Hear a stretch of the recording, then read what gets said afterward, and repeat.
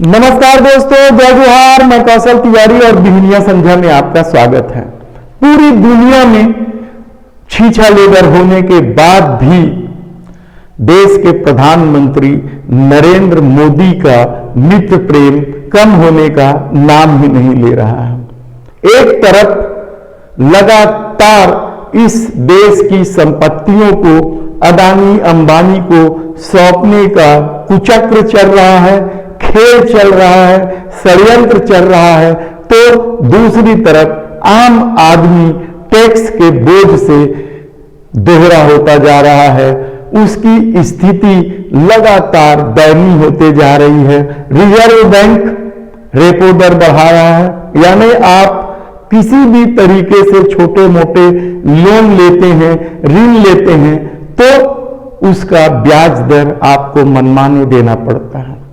GST का ये आलम है कि मुर्रा, आटा, गुड़ जैसे जीवन उपयोगी वस्तुओं पर लगातार जीएसटी भारी पड़ने लगा है और टैक्सेशन की ये स्थिति है कि 10% अमीर जिनके पास इस देश की 90% से अधिक संपत्ति है, वे केवल 4% जीएसटी दे रहे हैं और वह गरीब और मध्यम वर्ग 70% से अधिक टैक्स दे रहा है। यानी देश का खजाना भरकर उद्योगपतियों का ऋण माफ कर देना, उन्हें संपत्ति सौंप देने के इस मोदी नीति पर देश की वित्त मंत्री निर्मला सीतारमण भी खामोश है।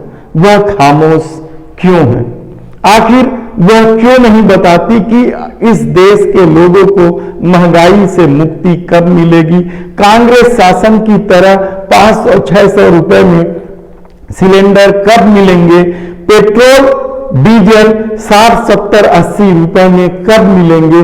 यह देश के वित्त मंत्री को बताना चाहिए, क्योंकि जिस बेहिसाब ढंग से आम लोगों से टैक्स वसूल कर खजाना भरा जा रहा है, आखिर उस खजाने का उपयोग किस तरीके से हो रहा है, यह पूरा देश जानने लगा है, समझने लगा है कि किस तरीके से 10,000 करोड़ उद्योगपतियों के राइट कर दिया गया या फिर उसे बट्टे खाते में डाल दिया गया।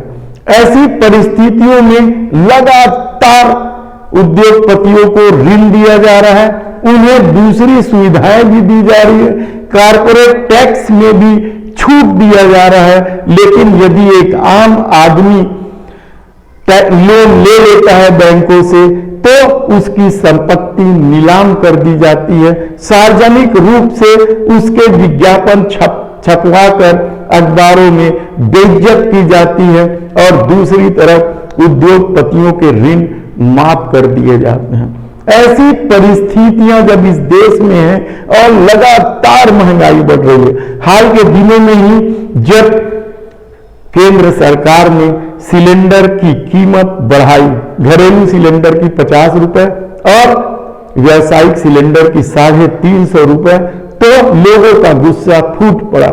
आप देखेंगे कि सोशल मीडिया में किस तरीके से लोगों का गुस्सा सामने आ रहा है, वे किसी को नहीं बख्श रहे हैं। उन्हें स्मृति ईरानी, सुषमा स्वराज का भी वह प्रदर्शन याद है, उसे मोदी सरकार का भी अब की बार मोदी सरकार, महंगाई की मार जैसे विज्ञापन याद हैं। इसलिए लोगों का गुस्सा लगातार बढ़ता जा रहा है। तो क्या आने वाले दिनों में यह राजनीति के हिसाब से भी चलेगा? यकीन नहीं होता, क्योंकि जिस तरीके से इस देश को पिछले 8-9 सालों में नफरत की आग में ढाला गया, जिस तरीके से हिंदू मुस्लिम किया गया, जिस तरीके से छद्म राष्ट्रवाद की आड़ में पूरे समूचे विपक्ष को भ्रष्टाचारी और देशद्रोही, हिंदू विरोधी बताया गया, क्या उसका इंपैक्ट अभी भी है? क्या उसका असर अभी भी लोगों के दिलो दिमाग में है? इस महंगाई के बाद भी यह सब कुछ साफ हो चुका है कि मोदी सरकार हर मोर्चे पर विफल रही है। वह कितना भी दावा कर ले कि विदेशों में उसके डंका बज रहा है, लेकिन यदि इस देश के आम आदमी को 2 वक्त का खाना भी ठीक से ना मिले, रोजगार भी ना मिले, तो फिर आम आदमी क्या करे? क्या केंद्र सरकार द्वारा जो 5 किलो अनाज दिया जा रहा है उससे जिंदगी गुजार दे या उससे जिंदगी चल सकती है? ऐसे कितने ही सवाल हैं।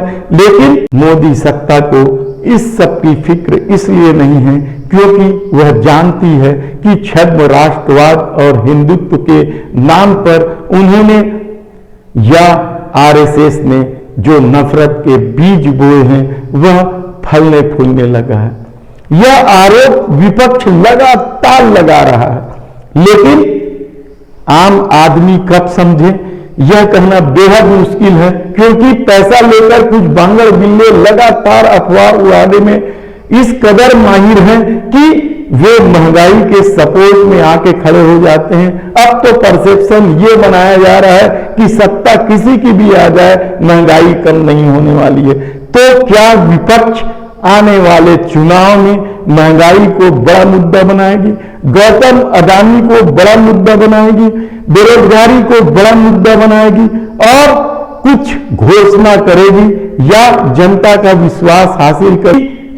हालांकि राजस्थान सरकार ने 500 रुपए में सिलेंडर देने की घोषणा की है। इसी तरीके से और भी दूसरे दलों की सरकार कर रही है। तो क्या बड़े पैमाने पर जो कांग्रेस का या तमाम विपक्षी दलों का 2024 को लेकर घोषणा पत्र जारी होगा तो क्या इन मुद्दों को शामिल किया जाएगा?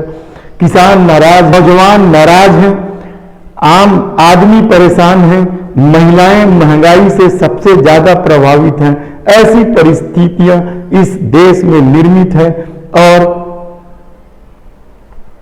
महिला वित्त मंत्री होने के बाद भी उनकी खामोशी लोगों को साल रही है, कहा जाए तो गलत नहीं होगा।